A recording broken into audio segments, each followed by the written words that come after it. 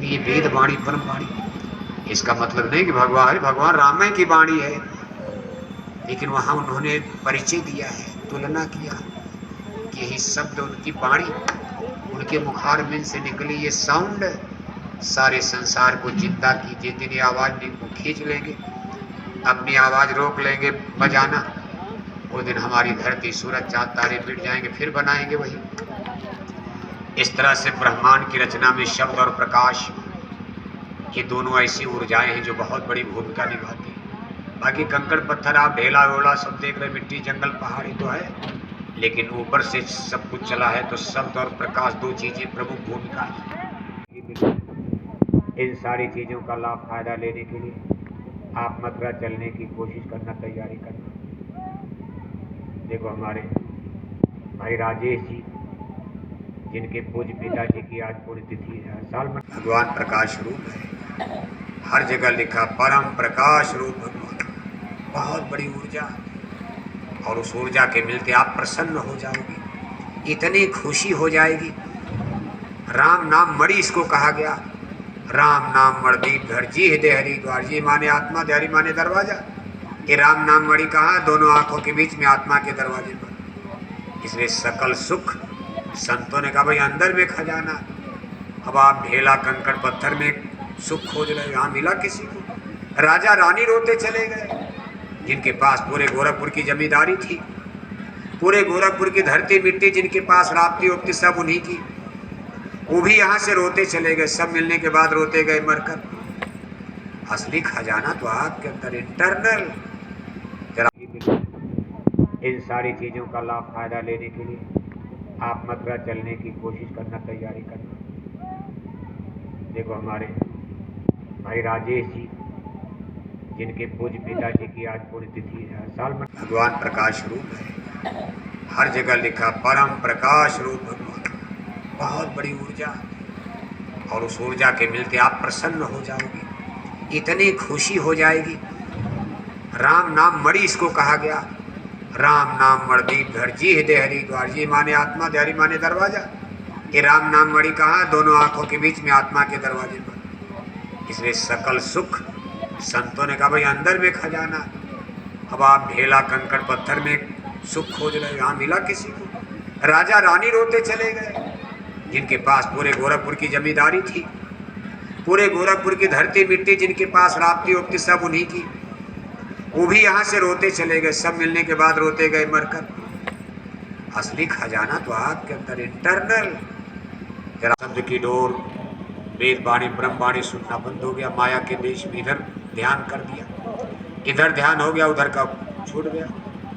संत महापुरुष फिर रिवर्स करते, भाई चलो उधर का ध्यान करो। आप ध्यान, जिसको आप ध्यान कहते हो, योग, सूरज को शब्द से जोड़ना, प्लस जैसे योग साधना आप कहते हो। कुछ योग तो लोगों ने कहा भाई शरीर की रक्षा के लिए, जैसे आप टेलीविजन पर बाबा रामदेव जी महाराज के योग, सांस क्रिया प्राणायाम है, कुंडली, जिससे शरीर की बीमारी जाएगी। और एक संतों का योग है सूरज शब्द योग, स्पिरिट, सोल को यानी आत्मा को ब्रह्मवाणी से जोड़ना। योग का मतलब जोड़ना होता, योग का असली मतलब है योग माने प्लस, 2 + 2 = 2। आप कहते हो 2 में 2 जोड़ दिया, योग बराबर इतना योग। ऐसे आत्मा जब परमात्मा से जुड़ी, परमात्मा से जुड़ने के पहले आत्मा को शब्द से, वेद वाणी परम वाणी से जोड़ना पड़ेगा। यही वेद वाणी परम वाणी भगवान से जुड़ी है और ये आपको खींच कर ले जाएगी। इसको नाम की डोली, शब्द का जहाज कहा जाता है। अगर कहीं आपको ये चीज मिल जाए, पकड़ लेना इसको, बाकी और कोई उपाय नहीं है। आखिरी शीर्ष छोर पर परमात्मा, दोनों के बीच में जैसे आपके हाथ में पतंग हो और बीच में डोर लगी है, एक डोर का हिस्सा आपके हाथ में, एक पतंग बंधी है। ऐसे ही परमात्मा और आत्मा को आज भी जो चीज जोड़े हुए, इसको शब्द, साउंड, वेद वाणी ब्रह्म वाणी कहा जाता है। बल्कि यूँ कहा जाए सारा ब्रह्मांड इसी ऊर्जा, एनर्जी पर टिका हुआ, जिसको वेव्स ऑफ साउंड है। 2 चीज़ें हैं, waves of sound, waves of light. विज्ञान में भी इसी को माना जा रहा सबसे सुपर चीज। जमीन नहीं मिलेगी, गाय बना दिया, बैल बना दिया, कुत्ता बिल्ला बनाए जाओगे। यही चीज देखो सोचने वाली, विश्वास नहीं होता। लेकिन क्या भगवान का निचली कॉन्स्टिट्यूशन ऑफ गॉड, क्या कानून कायदा बना दिया, मानो ना मानो कोई फर्क नहीं पड़ता। इतना तो जानो कि मरना है, चलना है, उसके आगे आपको कुछ नहीं पता। जिसको पता हो बता रहे, संत महात्मा बता रहे कि भगवान का एक कानून बना है, एक सृष्टि चल रही।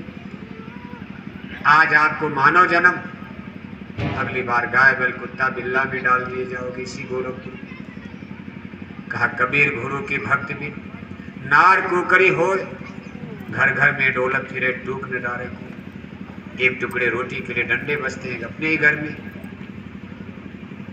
आकर 4,84,000 योनि भ्रमत ये जीव अविनाशी, रामायण का कथन है। कहा बचोगे कैसे, इसलिए शरीर की भी रक्षा करो भौतिकवाद में। इसको रोटी कपड़ा मकान दो, लेकिन इसी के साथ साथ आत्मा के लिए भी घर बनाओ, नहीं तो किसके घर में रहोगे। वहां से निकाले जा मकान बना लोगे और एक दिन रिटायर होकर के घर बैठ जाओगे। कहीं गठिया पकड़ लिया, बात पकड़ लिया, चारपाई पर गिर जाओगे, चम्मच से पानी पिला जा रहा, और तब तक मौत की शहजादी आ गई, राम नाम, खेल खत्म हो जाएगा। आत्मा के बारे में कुछ जान पाया? दो चीज है, शरीर और आत्मा। ये हमारा प्रेजेंट लाइफ दो चीजों के मेल से बना, इसीलिए भौतिकवाद और अध्यात्मवाद में पटती नहीं है। इसीलिए जिनको संसार का रंग चढ़ा भौतिकवाद का, जो केवल दुनिया को बनाना चाहते, उनको अपनी आत्मा के बारे में कोई ख्याल ही नहीं है। और अध्यात्मवादी लोग संसार को बनाने के साथ साथ अपने परलोक को भी बनाते हैं, क्योंकि आत्मा जब जाएगी तो किस घर में, यहाँ भी घर की थ्योरी, इसको अध्यात्मवाद, संतों के आध्यात्मिक पाठशाला, जैसे ये स्कूल है ऐसे ये भी स्कूल है। आज जहाँ आप बैठे स्कूल है, स्पिरिचुअल यूनिवर्सिटी। गोरखपुर की यूनिवर्सिटी में हिंदी, अंग्रेजी, जागृति, हिस्ट्री, कल्याणकारी भी हैं। वहाँ कल्याण ही कल्याण है, सुंदर, सबसे सुंदर, उनसे सुंदर कुछ है ही नहीं। वही सत्य है, वही सुंदर है। उस सत्य सुंदर को जानने के लिए, देखने के लिए आत्मा की आंख को खोलना पड़ता है। और आत्मा की आंख कब खुलेगी? जब आपका स्पिरिचुअल डेवलप, स्कूल कॉलेज में इंटेलेक्चुअल डेवलप होता, बौद्धिक विकास होता। और आत्मा की बुद्धि जब खुलेगी, आत्मा की आंख खुले, आत्मा की आंख अलग, आत्मा का कान अलग, शरीर की आंख अलग, शरीर का कान अलग। शरीर की आंख जहाँ तक देखेगी, गो गोचर जहलो मन जाई, सो सब माया जानो भाई। माया माने भ्रम, माया माने झूठ का सच सच। ये सारी मानव सृष्टि, यहाँ चर प्राणी सब मैं क्रिएटर हूँ। क्रिएटर माने रचनाकार, बनाने वाला हूँ। और आज जो संसार को बनाने वाला, उसके लिए कहा जा रहा था ये हीर कछो हरिया, छछिया भर छाछ पर नाच, और कान्हा एक गिलास मट्ठा पर नाच रहे। क्या उनकी गजब, कौन सा है कि नाचना शुरू कर दिया। और क्या दिया? कहा दूध दही घी नहीं, मट्ठा देंगे, संसार को देने वाले। गीता तो कहती कि भाई हे अर्जुन मैं क्रिएटर हूँ। गीता मुन्नों ने ही कह दिया। इसको भी शंका की दृष्टि से देखा जाता, क्योंकि उन्होंने खुद कहा मैं क्रिएटर हूँ। हे अर्जुन ये सब मैं बनाने वाला हूँ, अपने मुंह से उन्होंने कहा। इसलिए कभी कभी इस पर भी शंका होती, भाई उन्होंने क्यों कह दिया, लेकिन कहा है उन्होंने, गीता में लिखा, हे अर्जुन ये सूरज चंदा तारे मेरे सामने बनाए गए। और अगले श्लोक में कह दिया हे अर्जुन मेरे सामने नहीं, ये सूरज मैंने ही बना। महात्मा बुद्ध जी ने छुआछूत, महात्मा बौद्ध धर्म इसी को लेकर आगे बढ़ा है। पर चूंकि महात्मा बुद्ध राजा थे, एक राजा साधु बन जाए, एक राजा का भाषण होगा, एक राजा लेक्चर दे रहा है तो गोरखपुर सुनेगा, और एक चमड़े का जूता सीने वाले रविदास जी, चमार घर में जन्म लेने वाले काशी में जूता सी रहे, कितना बढ़िया भाषण होगा। अरे कोई चमार बोल रहा है, कबीर जुलाहे बोल रहे हैं, ये ठेला वाला ठेला घेता है, क्या जानेगा लेक्चर देना। लेक्चर उसका अच्छा है, लेकिन वो उसका सोशल इमेज ठेला खींचता है, मजदूरी करता है। आदमी कहेगा तू क्या भाषण सुनाएगा? जैसे दुर्योधन ने भगवान कृष्ण को बड़ी सभा में डांट दिया, कहेगा ला भाषण बंद करो, पकड़ो इसको, अब कैद करो। भरी सभा में गाली दिया था। क्यों? कि भगवान कृष्ण का शोषण, सामाजिक स्तर दुर्योधन से नीचे था। दुर्योधन का जन्म राजवंश में हुआ था, बचपन से ही महल में पालन पोषण हुआ, गुरु द्रोणाचार्य से शिक्षा मिली, और भगवान कृष्ण का ग्वाल बालों के बीच में गाय चराते हुए जन्म लीता। झोपड़ी में जीवन बीत गया। राजा तो बाद में बने, बहुत बाद द्वारिकापुरी में बना लिया मेहनत से अपनी, लेकिन उनका जवानी का समय, बचपन का समय तो नंद बाबा के घर में मामूली छान छप्पर में बीता। और आप कहते भाई गाय चराने जाते थे। उनका सामाजिक स्तर नीचे था। गाय चराने पर ही उनको नंदगांव गोकुल बरसाना की यादव कन्याएं कहती, हे कान्हा, हे कान्हा, आज हमको नाच दिखा दो, हम आपको बदले में एक गिलास मट्ठा क्या देंगे? छाछ। ताहि अहीर कछो हरिया। अब ये कविता तो हम लोग बाद में पढ़ते, उस समय कौन जानता था ये ब्रह्म है। लेकिन बाद में लोगों ने कहा गजब हो गया, भगवान भी गजब होते। कहा शेष महेश गणेश दिनेश सुरेश जाहि निरंतर गावे, नारद से सुख व्यास रचे, पचिहारे तऊ पुनि पार न पावे। और ताहि अहीर कछो हरिया, छछिया भर छाछ पर नाच नचावे। कहा जिसका भेद वेद की देव नहीं पाए, देवी देवता सुर नर मुनि ज्ञानी जोगी मर गए, पच गए, मिट गए। नारद से सुख व्यास रचे, पचिहारे तऊ पुनि पार न पावे। उनका पार नहीं पाए नारद ऋषि, सुखदेव मुनि, सब ऋषि मुनि थक गए, भेद नहीं पाया। और आज ताहि अहीर कछो हरिया, छोरिया माने लड़कियां। आज नंदगांव गोकुल बिंदा बरसाना की छोटी छोटी बच्चियां आज उस परमात्मा को एक गिलास मट्ठे पर नाच नचाने के लिए मजबूर कर रहे। हे कान्हा नाच दिखा दो। जंगल में, महल में होते तो हिम्मत पड़ती किसी की। हम आपको अपनी थाली में भोजन कराएंगे। और सही है, मुसलमानों में एक थाली में बैठकर, अगर नहीं है खाली पत्तल, एक ही थाली में 10 मुसलमान भोजन कर लेंगे। जब भारत में मुसलमान आए तो हिंदू मुसलमान क्यों बन गए? मुसलमानों ने हिंदुओं को समझाया जंगल पहाड़ में गरीबों को कि आप ऐसे धर्म में क्यों रहते हो कि इन हिंदुओं के घर में दिन भर कुत्ता टट्टी खाता। उस समय जर्मनी के हिटलर के विरोध में अंग्रेजों के पक्ष में लड़ने के लिए यूरोप गई थी। लाखों लाख की सेनाओं को हिटलर ने गिरफ्तार करके जर्मनी में बंद कर दिया। इन्हीं सेनाओं को मांगने के लिए नेताजी सुभाष चंद्र बोस गए, हिटलर से मिले, दोस्ती किया सेनाएं। फिर धर्मवाद आएगा, ये चीज खतरनाक है, धर्म के नाम पर झगड़ा हो जाए, कई धर्म बन जाए। धर्म तो सनातन एक ही है। धर्म क्या होता है? धर्म हम मनुष्यों के लिए भगवान के बनाए कानून को धर्म कहते हैं।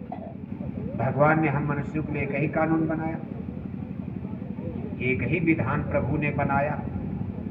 बाकी जितने धर्म गढ़ते गए, बनते गए, तो सब आदमी ने बना डाला। इसलिए भगवान का बनाया एक ही धर्म, उसको सनातन, शाश्वत, सार्वभौमिक, जो सारे संसार पर लागू होता है, हिंदू मुसलमान सबके ऊपर।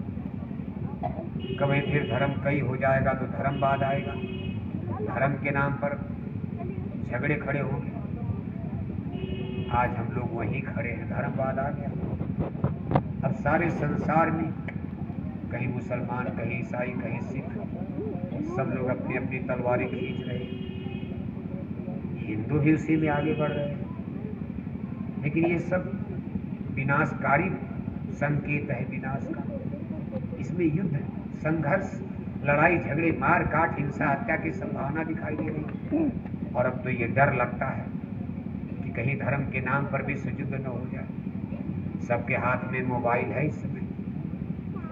आप रोज सूचना देख रहे हो, विश्व युद्ध WW3, तीसरे विश्व युद्ध का नगाड़ा बजना शुरू हो गया। नगाड़ा बज रहा है। 2 विश्व युद्ध दुनिया ने देख लिया। WW3 क्यों कहा जा रहा? 2 विश्व युद्ध पहले हो चुका। पहला विश्व युद्ध 1914 से लेकर 1919 तक यूरोप की धरती पर लड़ा गया। उस समय भारत अंग्रेजों का गुलाम था, ब्रिटानिया हुकूमत थी। उस विश्व युद्ध का भारत पर कोई बहुत असर नहीं पड़ा। भारत की सेनाएं अंग्रेजों की तरफ से लड़ने के लिए यूरोप गई थी। कुछ मारे गए, कुछ बीमार होकर रोगी बन गए, कुछ जिंदा है। इसी तरह से नीचे से लेकर ऊपर तक।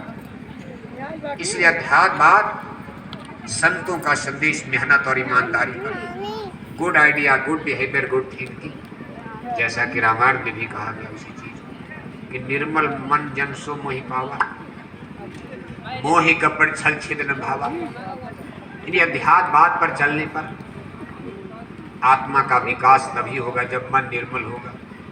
हमारा मन निर्मल होगा, हमारे अंदर अच्छाई आएगी, पवित्रता आएगी। अगर मन निर्मल और पवित्र हो जाए फिर बताओ हर परिवार समाज भी ठीक हो जाए। और इसी पर हमारी आत्मा का विकास, आध्यात्मिक विकास, डेवलप, स्पिरिचुअल डेवलपमेंट, यानी हमारी आत्मा जगेगी, इसका विकास होगा।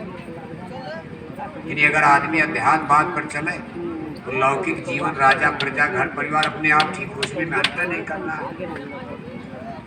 और अगर अध्यात्मवाद को छोड़कर आप केवल दुनिया को सजाने में लगोगे, इस संसार में विश्व युद्ध होने जा रहा है, नहीं संभाल पाओगे आप। सब लोग राजा बनना चाहोगे, कोई प्रजा बनना ही नहीं चाहेगा। सबके झंडे डंडे खड़े हो जाएंगे, मार झगड़ा बढ़ जाएगा, धर्म के नाम पर झगड़ा, जातिवाद के नाम पर झगड़ा। गुरु महाराज सन 70 के 80 के दशक में ही कहते थे कि बच्चा आगे समय इतना खराब आएगा, मेहनत ईमानदारी का पाठ सब लोग भूल जाएंगे और फिर जातिवाद आएगा। जातिवाद के बाद पार्टीवाद आएगा, पार्टीवाद के बाद धर्मवाद आएगा। तमाम वाद आपस में फिर लड़ेंगे और लड़ भिड़ करके सब मिट जाएंगे, मटिया मेट हो जाएंगे। इसके बाद एक नया वाद खड़ा होगा, मानववाद। मानववाद का मंथन होगा। जैसे दही में मथानी चलती मक्खन निकलता, ऐसे मानववाद में मंथन होगा।